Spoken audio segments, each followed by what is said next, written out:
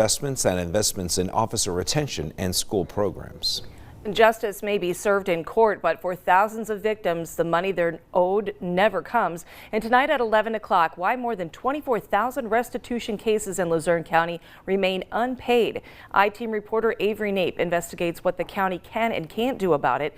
And you can see that later tonight on 2822 News. Well, after weeks of controversy surrounding Stroudsburg Borough leadership, the community is turning a new page. There's a new mayor in town. 2822's Heidi Martens sat down with her today to discuss her plans for her new term.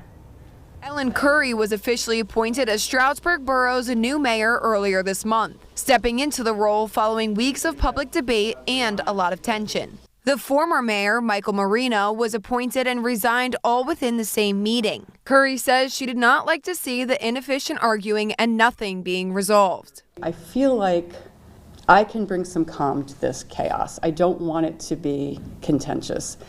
I am certainly a good listener. I would like to see things get more civil. Curry comes from a background in teaching, something she says has prepared her to listen, lead, and bring people together. One person 2822 News spoke with says he believes her experience in education could be exactly what the borough needs. She's a teacher, and I feel like, teachers can teach a lot of good things about running small towns like this, like ones where I kind of grew up around. So the way I see it, we'll just see how it goes, and we'll just keep our fingers crossed for a brighter Stroudsburg. Curry says her first plan is to start getting the youth excited for civic government, something she believes is what the borough needs. My number one thing initially, and this is going to sound so small potatoes, is I'm going to be at a career fair at Stroudsburg High School, and we're going to be recruiting our next junior council person, and that's exciting to me. After what some residents have described as an alarming period in local government, Curry says she wants to shift the focus back to collaboration and community. Heidi Martens, 2822 News. Curry also says she's even participating in municipal official training and is looking forward to taking what she learns and pushing it into her role, which ends in December of 2027. 2 opossums are on the mend now after they were rescued from a deadly house fire last week. They lived under the Cherry Street house. 2822 News met with Pocono Wildlife in Stroudsburg today to talk about the displaced animals. Both suffered from breathing in too much smoke and burns to their ears and paws. One of them had broken ribs. Well, they are set to be released back into the wild when they're rehabbed in the spring. Still to come on this Wednesday edition of 2822 News at 7. A pharmaceutical manufacturing company making a big announcement, expanding in Pennsylvania. We'll tell you what it means for science and for jobs. And sometimes you just need to go home, kick off your shoes and relax on an emotional support couch. I need that. We'll explain.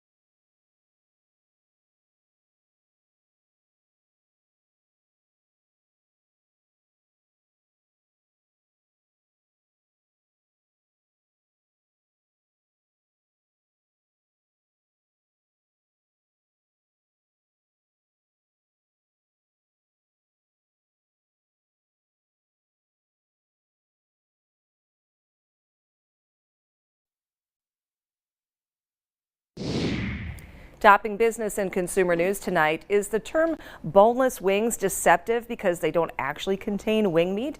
Well, a federal judge rules against a Chicago man who's suing Buffalo Wild Wings for deceptive marketing over its boneless wings. The judge said that words can have multiple meanings. In his ruling, the judge said, quote, "A reasonable consumer would not think that Buffalo Wild Wings boneless wings were truly deboned chicken wings, reconstituted into some sort of Franken wing." On Wall Street today, the Dow is up 129, the Nasdaq gained 175, and the S&P 500 is up 38. If you're planning a trip soon, Expedia's 2026 Air Hacks says Tuesday is now the cheapest day to fly domestically. Meanwhile, Fridays are the cheapest for international flights. Expedia says Friday is also the best day to snag the best deals in airfare. August is the cheapest month to fly internationally, saying travelers, on average, close to 30% prefer overflying in December. Johnson & Johnson's investing more than $1 billion into Pennsylvania to help build a new cancer-fighting manufacturing facility. Now, this is in addition to the more than $41 million in state funding. Governor Shapiro joined the CEO of Johnson & Johnson to talk about the new facility to be built in Montgomery County.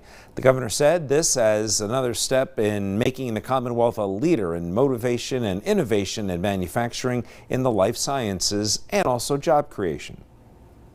You're not only going to save lives, you're going to put a whole lot of people to work, and we're excited about that. That matters because this opportunity isn't just about a building, it's about people. It's about preparing Pennsylvanians with the skills they need to thrive in advanced manufacturing, engineering, robotics, and next-generation life sciences. J&J already employs 6,000 in Pennsylvania and estimates its economic impact at about $10 billion a year. Future Alert meteorologist Valerie Smock's up next with your forecast. But as we head to break on this Wednesday night, check out this video. This is out of South Lake Tahoe in California. That is beautiful, isn't it? And the howling wind, the blowing snow from the trees, and then you got the snowplow clearing the roads after that area got hammered with several feet of snow.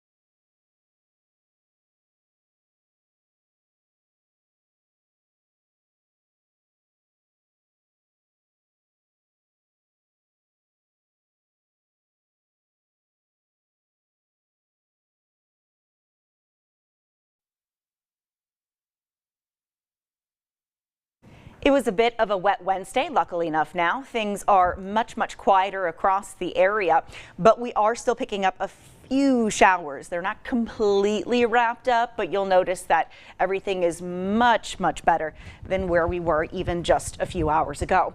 On satellite and radar in the big picture, you will see that most of the heaviest and steadiest is well to our north and east, and there's not much left behind. We did have a few scatterings of showers back into western and central Pennsylvania. That's already kind of moved on in and moved back out.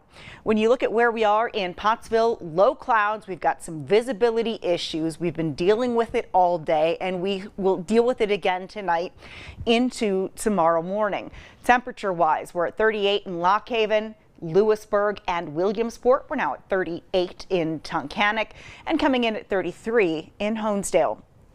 As we go through the day tomorrow, we're going to be fighting with those clouds quite a bit, and those that do get to see the sunshine, consider yourself lucky. But this is going to be a rather cloudy day. We start off with some fog, and then as we get into the afternoon, temperatures back in the low 40s, and then we get to the evening, and that's our next system that's going to be coming in. So let's time this all out for you. So we do have a lingering shower or two into the latter half of this evening. Then primarily tonight, it's going to be mostly cloudy, but some freezing drizzle cannot be ruled out as those temperatures drop below freezing. Thursday morning, cloudy. We've got the fog in place, and then into the afternoon, there's a few breaks in there. Fingers crossed we can get even a few peaks of sunshine, but it's not looking super promising. By 8 p.m., those showers starting to push into the central parts of the state. This is going to move in from kind of a southwest to northeast fashion.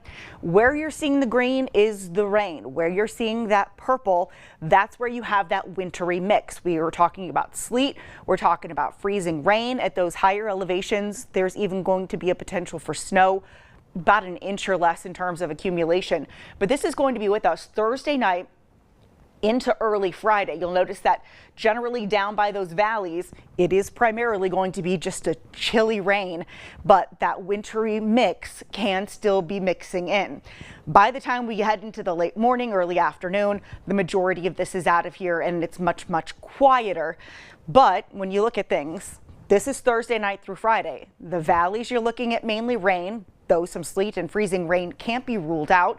And we've got that wintry mix as well in the higher elevations, but we'll mix in that snow and freezing rain. And this could make for an icy Friday morning commute, especially on those untreated surfaces. As we go into the weekend, we'll break things down on Saturday as just more clouds and sunshine. It's a dry start to the weekend. And then Sunday, we are tracking another storm. This has the potential to bring in some snow for us. Right now, it looks like we'll see some snow showers regardless, but that track is still not definite. So we will continue to fine tune that forecast here as we wrap up the week. Your Future Alert 7-day forecast giving us more clouds and sunshine on Thursday, highs in the low 40s. We're under an alert period Friday morning because of that rain mix and that icing potential. Saturday will be dry, and then Sunday, Monday, we have that potential for some snow showers, but the colder air is coming back. All right, so a little up and down. That's typical for this time of the year. So let's, kind of hope maybe Sunday storm just gets out of here. We don't need another one. It does look right now like it's more of a mist, but I think we're still going to see some snow showers anyway. Thank you, Valerie. Pope Leo ushered the world's Catholics into Lent, leading a traditional Ash Wednesday procession in Rome. Holy Father presiding over a prayer service that did include the imposition of ashes, a sign of penitence, and a reminder of human mortality and Christian tradition. The ashes placed on believers' heads symbolizes a world that is burning, Leo said in his homily. Ash Wednesday marks the start of Lent, the period of prayer, fasting, and almsgiving that prepares Christians for Easter. At St. Peter's Cathedral, the faithful gathered for ashes, prayer, and reflection. The next 40 days are a time of sacrifice for many, whether that means giving up something or making a commitment to strengthen their faith ahead of Easter. It's about engaging our lives, looking in the center of our hearts. What is it that's keeping me from God, and how can I best embrace that relationship and live it out?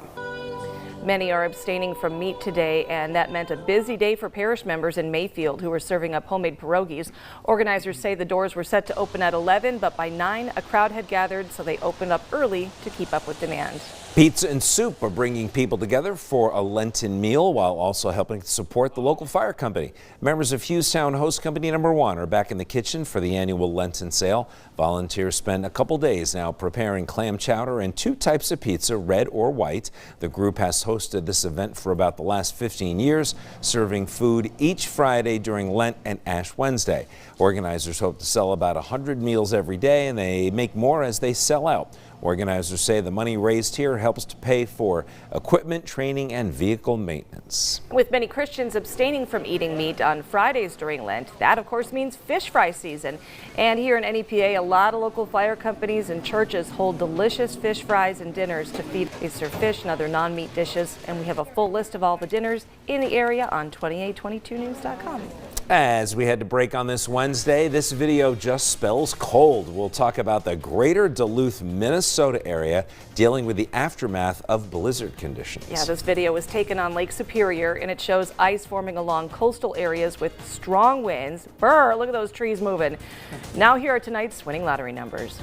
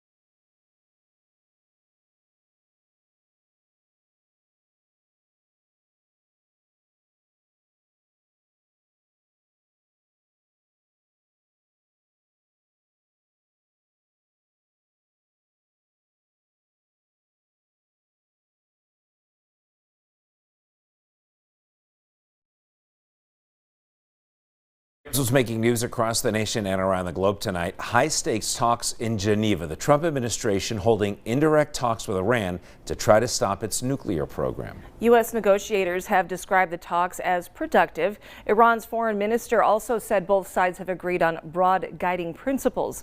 The talks come as the U.S. has surged aircraft carriers and warships into the region, a move President Trump says is meant to deter Iran. In our Instapoll question today, we are asking, would you support the U.S. attacking Iran.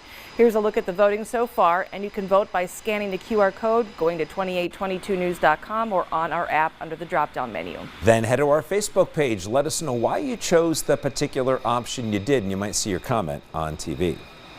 Skiers have been found dead following an avalanche near California's Lake Tahoe. They're actually still looking for one more person tonight. The Nevada County Sheriff's Office says that they were all part of a group of 15 skiers and guides who were on a 3-day trip when intense storms moved in.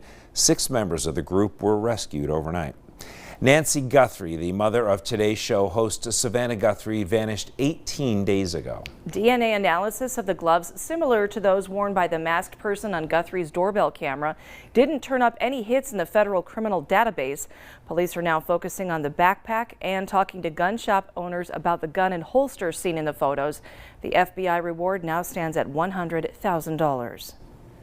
Meta CEO Mark Zuckerberg is in Los Angeles to testify in a social media trial. The plaintiff, a woman with the initials KGM, alleges that Instagram, Facebook, and YouTube were all intentionally designed to be addictive and could lead to depression and suicidal thoughts. Meta Platforms and Google's YouTube are the 2 remaining defendants in this case. TikTok and Snap have settled. Christie's hopes to auction off a manuscript for $2.4 million. This is not just any manuscript, by the way. This is Jack Kerouac's original 120-foot scroll manuscript of his novel On the Road, taped together in long sheets of tracing paper, feeding the continuous roll into his typewriter, and then writing the first draft in a single-spaced, unbroken paragraph over 3 manic weeks. Kerouac was a novelist who was kind of the pioneer of the Beat Generation, as they called it, in the U.S. And Louisiana's biggest party played out on Fat Tuesday. The Big Easy was busy with revelers having a lot of fun. But once the clock struck midnight, cleanup crews arrived on Bourbon Street to restore the area after all of that fun. The mayor said that Mardi Gras 2026 is in the books, and it was one heck of a party. Yep, it's much quieter today out there, that's for sure. All right, on this Wednesday, let's head to somewhere really warm and nice. We're going to go to Miami, Florida tonight, and well, you know, it's what, 73 degrees. I think that's a little bit better than we got over here. Sure, you even got a boat out there. There's a boat out there enjoying the nice weather. I would take that any day now at this point, but we do have some colder air that is going to be building into the area. For tonight, we do have some freezing fog, just plain fog, or freezing drizzle rather, fog for tomorrow morning. Otherwise, it's a dry day. On Friday, we're in an alert period because Thursday night into Friday, we're tracking some rain, a wintry mix, and a potential for some icing. Thank you, Valerie. Before we go, it has been a tough week. So you know what we need? An emotional support couch. Wayfair is actually selling this giant dog-shaped couch.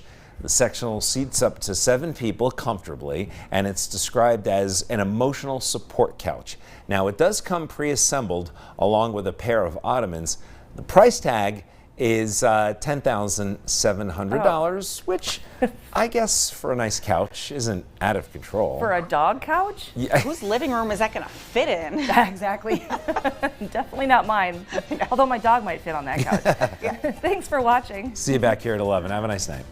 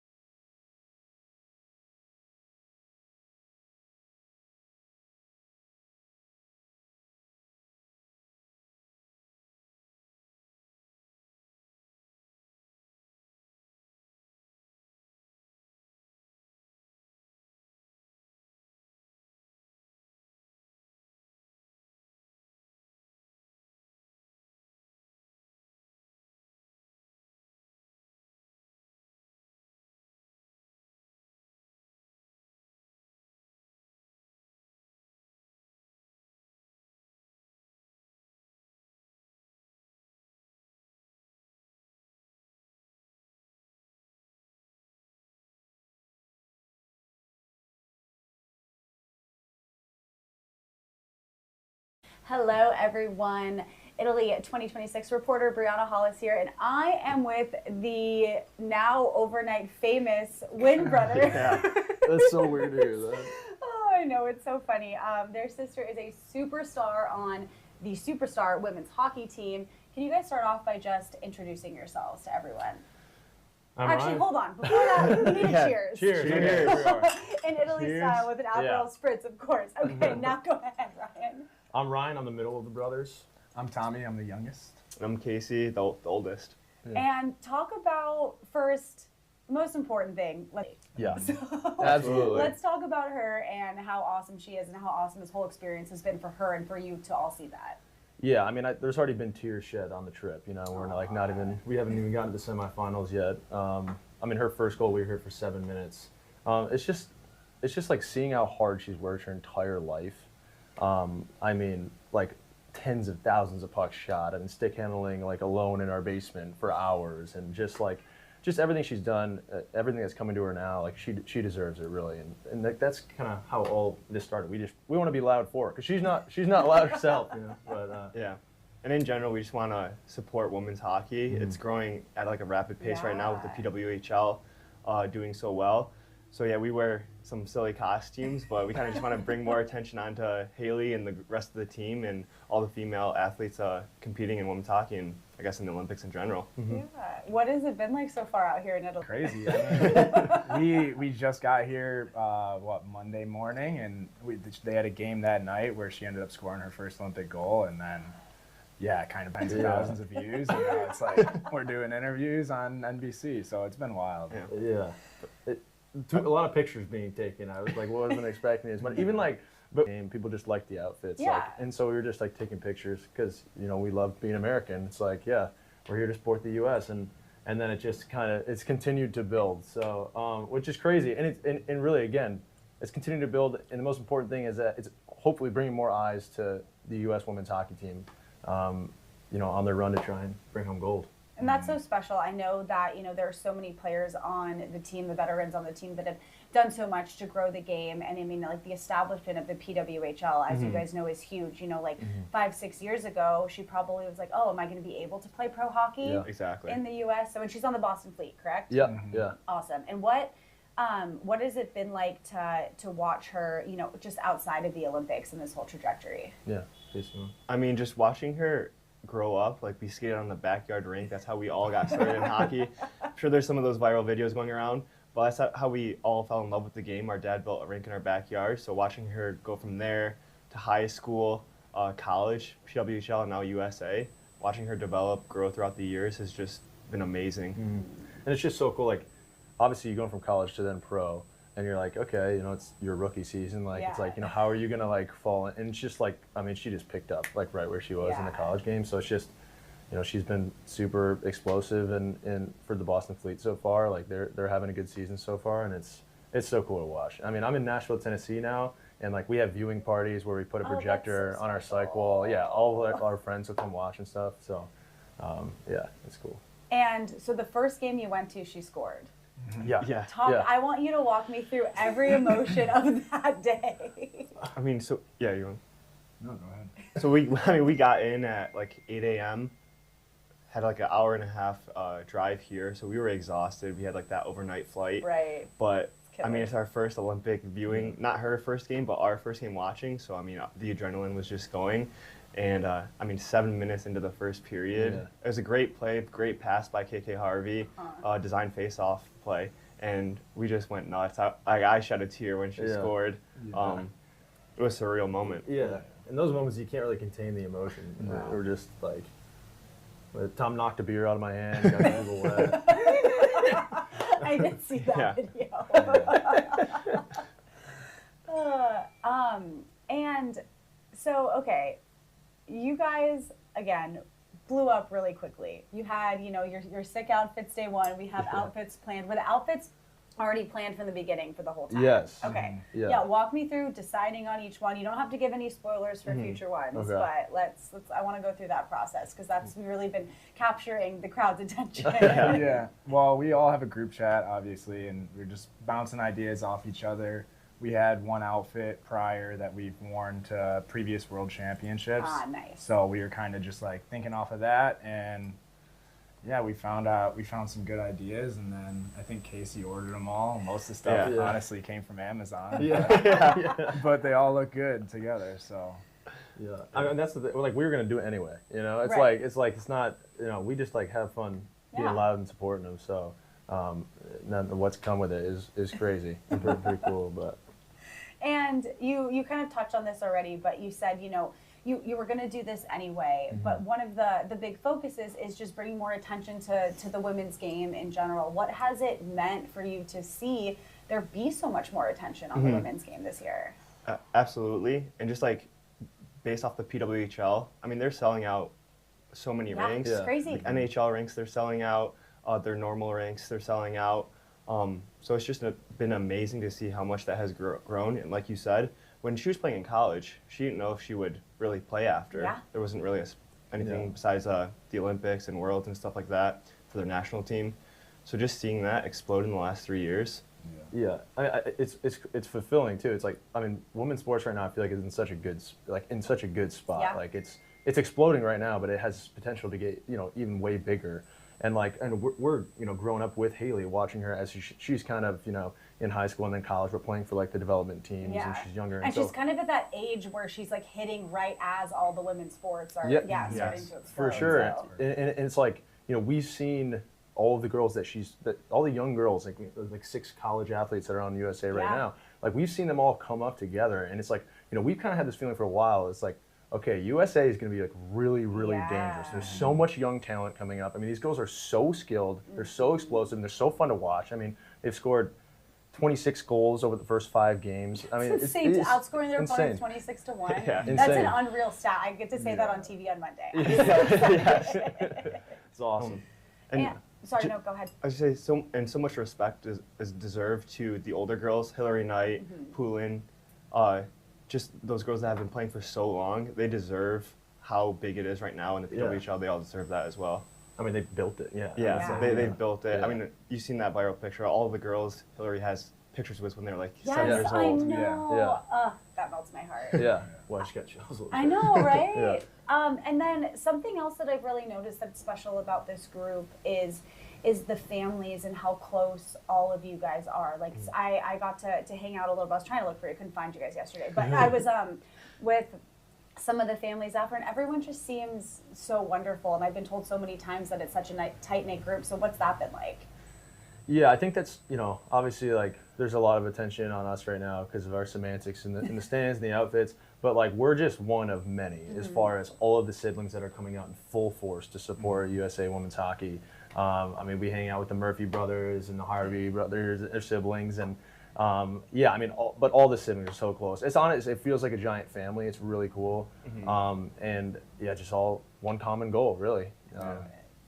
Yeah, it's a great support system that USA Women's Hockey has. All the families are very tight knit, and yeah, like you said, it's like a second family for everyone. I love that. And going back to the whole, you know, women's sports and the growth and everything, what would you say to people who still scoff at that idea and are like, I only want to watch the NHL, I don't want to watch the PWHL, I don't want to watch the women's team? What's your comment to these folks? Have you ever women's hockey game? Like you probably haven't. Like if you don't think it's entertaining and you're saying stuff like that, like it's because you haven't watched enough. Yeah. Like, it's good hockey. And if you go back and watch the last 2 World Championships, USA Canada, both OT shootout games to decide gold. It's the best rivalry in sports. Best rivalry in sports. The USA Canada. And what has Italy been like for you guys? What are your thoughts on the country? It's been great. Obviously, really good food. Yeah, been drinking a lot of coffee, a lot of espressos. Just coffee and espressos? A lot of Aperol spritzes. Yeah. But yeah, it's great. The culture's great. The people have been amazing. You know, we've been filming out in the street in our ridiculous outfits. Yeah. There's just, you know, the Italians just filming us on the side, and they love it. They're having a good laugh, and they ask us like what we're doing, and we give them the explanation. But the people are great, the culture's great, and the food's great. Yeah, it's a beautiful city and country as well. I mean, the Duomo is right here. I know. Yeah. It's been incredible. And when you guys are at the games and you're, with all of the rest of the girls' families, what is that like? And, just thinking of the magnitude of the fact that your little sister is representing your country. Yeah, I mean, I feel like we're even maybe more nervous for like in the stands than she is on the ice sometimes. It's like, I mean, we're literally watching our baby sister like live her dream, just be it, be in it every day. It's so cool. It's really fulfilling. It's awesome. It's a surreal experience. Like, almost leaves you speechless at times. I mean, I have a kind of like a heart monitor, like a Whoop, and it detects workouts during every game because my heart rate is beating so fast. So, it's nerve-wracking for us, but it's surreal seeing her and the rest of the team just wear the USA jersey. Yeah, and as much as it's her dream, like it's also kind of been our dream for her to make it to the Olympics, just because we've been there along her side the entire way, just supporting her, and it's awesome. And I'm so sorry if this is something that you guys have talked about before, but did you guys all also play hockey growing up? Yes. Yeah. Okay. Yeah, we all played college hockey. She's just better than us. Is that hard to admit? No, not really. No. There's moments where like I've tried stick handling patterns with her in the basement, and at one point she was just beating me so bad. Like we would compete against each other, like how fast we could do it. Yeah. I was like, I'm not helping you get better. Like he got a good story too. So we were in the same workout group growing up, like the past multiple years, but we worked out, and she was like probably 15 or 16 years old when we started. It was the first year, and we were warming up on the bench, and I put a plate on each side for our warm up, so 135, and I did my warm up set, and then I asked her, I was like, okay, Haley, like, what do you want to warm up with? Thinking that my 15-year-old sister probably couldn't bench 135. And she gave me a little shrug. She's like, I could probably do this. And then she just repped it out for 5. way. And I was like, wow. Like, that's kind of when I realized her strength and just like her drive, and yeah. So she's been a baller since. Dude. Oh yeah. I'm pretty sure like she's single leg split squats with like the elevated leg raise with 95-pound dumbbells in both hands. That's like she did that for a rep. Just What? like it's like stuff like she's just straight up just fitter than us. Oh my gosh. No, I absolutely love that. Something else that's so cool about this team is the fact that there are so many Olympic newbies, and so many of these girls making their debuts, and they're not just, hanging out in the shadows. They're crushing it. What do you guys have to say about that? Yeah, I mean, I think the team is a perfect mix between the newbies and the veterans, and they all contribute. It doesn't matter who. Everybody's contributing and scoring goals. Yeah, and it's like we were saying, it's that young wave, the young talent of U.S. women hockey players that are coming up, but you need the veterans there to really like formulate that team, like he's saying. And it's, these young players are so explosive. Like Hannah Bilka is so fast and talented. Like, kick it hard. Yeah. And it's just, you could go down the list. Like Joy Dunn, oh my gosh, like she's the strongest player on her stick. Like she never loses a battle, unreal shot. So you could go down the list. They all have the ability to make an impact on any given day. Murphy's the hardest player to play against probably in the world. It's like, it's great. I love it. Yeah. Thank you guys so much. This was phenomenal. I love that one of my favorite things about just your whole essence and your vibe is that when it comes down to it, no matter how much attention you're getting, you want it to be on your sister and on the players. And I think that this is just such an embodiment of the Olympic spirit. So thank you guys so much for taking the time with us Thank today. you. Thanks for having us. Cheers. Cheers.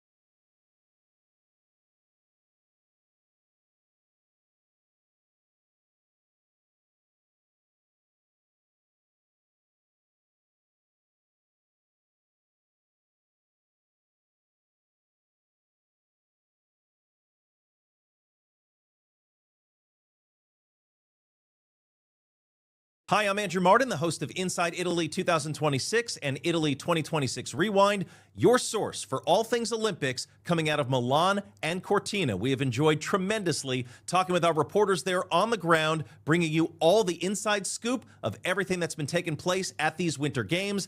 That will continue. But for now, enjoy what we've already seen thus far. It is Friday, February 13th. Friday the 13th, doesn't it feel that way? Shocking turn of events here in Italy for the Olympics. Now it's time for your Milan Minute. Ilia Malinen's face says it all. A stunt for the 21-year-old nicknamed the Quad God. A mistake-heavy free skate lands him in 8th place in the men's singles competition. Malinen saying moments after getting off the ice, the pressure of the Olympics is different. Things went more as expected in women's hockey, where Team USA made it out of the quarterfinals, beating Italy 6-0. The women's team has only allowed 1 goal during these Olympics. And that was your Milan Minute. Arrivederci.